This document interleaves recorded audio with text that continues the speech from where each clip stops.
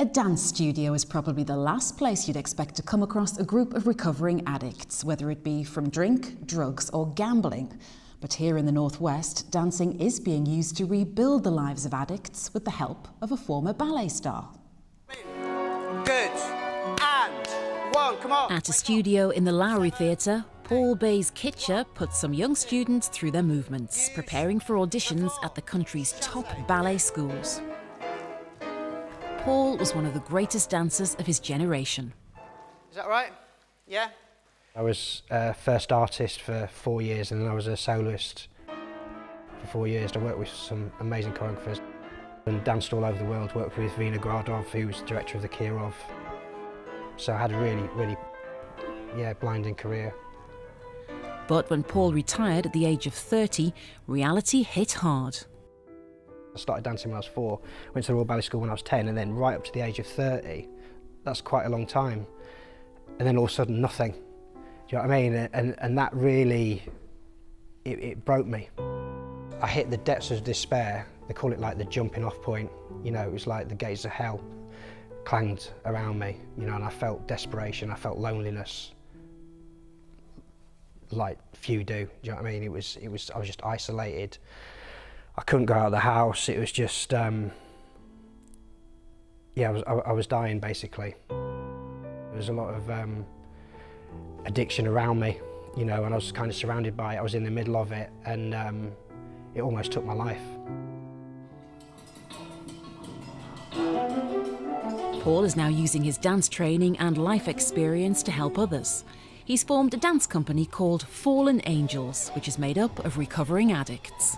There's a thing in recovery, it says, no matter how far down the scale we've gone, we'll see how our experience can benefit others. So no matter what's happened in the past, what you've done, this could be used to help somebody. Fallen Angels is a non-profit organisation. With the help of grants, a corps of dancers go into prisons and rehab centres, helping others face their demons and find a voice through movement.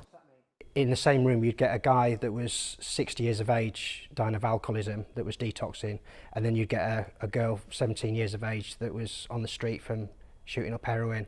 You know, so it was quite diverse, the range of people that were in there, but they're all in there for the same thing, that they couldn't stop drinking and using. And the process I started to use was, I started with creative writing and exploring people's stories, and then picking out keywords from those stories and seeing how we can generate choreographic material through emotion.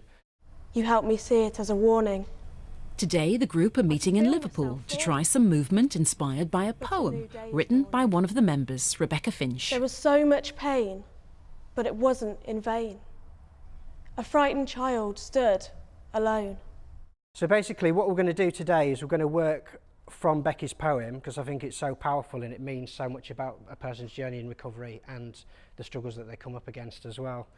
So there's some key words that kind of came out of that, and one of the words was, I could feel myself falling.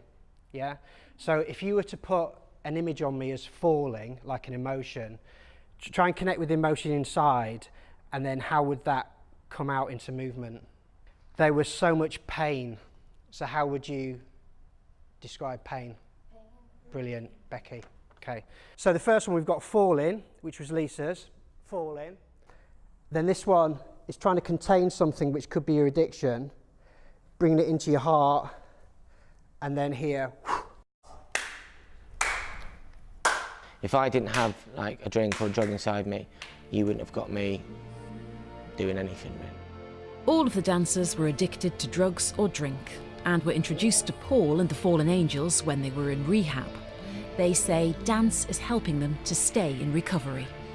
I'm dancing from my addiction, I'm dancing from my past, you know, and it's kind of like I'm letting go of it, you know, all that, and I can feel that, you know, and that's the energy, you know, flowing through me, and the energy from the group, you know, and the energy from Paul, you know. Okay, if we just find some space. Face front. It's helped me a lot. I have a lot of pain. Pain even when I was using, and all the sadness, but also pain when I'm like ill. And I express that and that helps me deal with it. Expressing like all that pain, It's like, do you know when you're angry and you want to lash out? You just want to lash out. And this is like, you don't have to get angry. That just eases my anger and all my emotions, and it takes it away in dance. With the support of the other fallen angels, they are rebuilding their lives. I've now got a little part-time job, but I've also, the big thing in my life is I'm going to go to college. It's an HNC, which is like a first-year degree, and to study dance. Obviously, my technical ability isn't amazing, but they said my passion, my heart, you know, it's all there.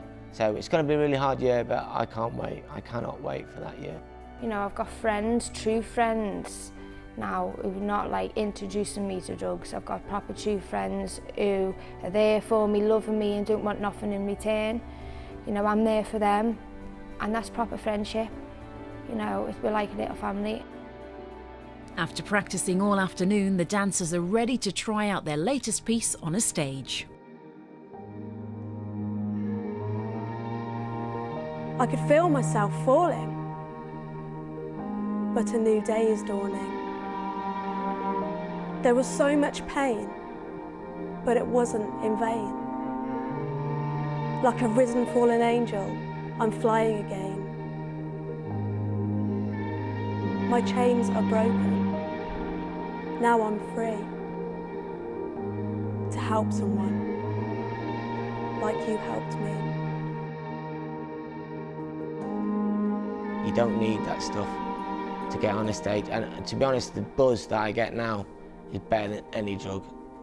When you're on that stage and you come off and your heart's pounding and you're just like, you know, and the people are clapping, I love it, honestly, I really love it. And despite his past glory, Paul says it's the happiest and most fulfilled he has ever been. And I never thought something that I'd done for years and years, and with all that destruction that happened as well, could be used as a beautiful tool to inspire and motivate people. And it seems to have gone from strength to strength, so it's pretty powerful, it blows me away.